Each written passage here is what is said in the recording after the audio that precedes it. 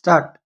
I cannot quite understand how you came to act as you did in the court today, nor how you could put the case against that child with such particular force, missing no opportunity that you were able to seize to make the poor child appear guilty of the theft.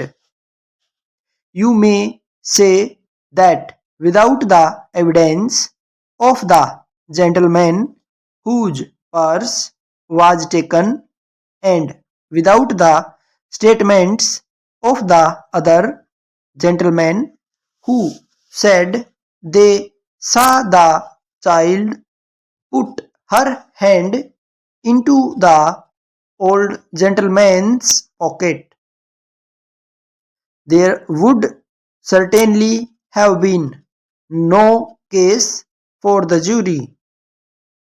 But surely, according to the evidence of the guard called by the defense, there was more than a doubt that the prisoner was the child seen by the gentleman who testified.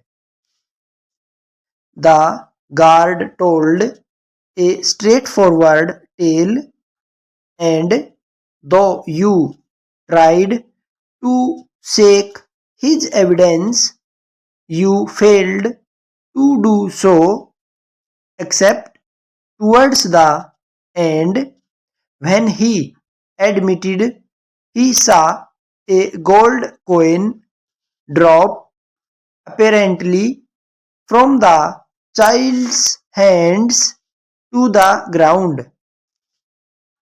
I think you were a little short with the guard, and I was glad when the people in the court cheered his final reply.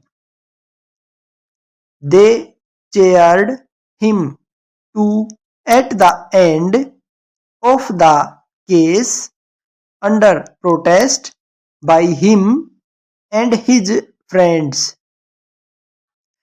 I do not believe the poor child came out of the yard as stated by one of your witnesses, and indeed I do not believe a word of that witness's evidence.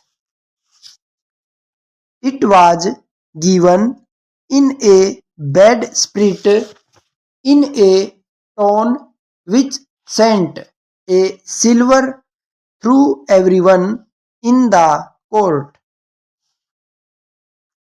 I know that at least a third of his story about the school and the wonderful instruction he had received there was untrue.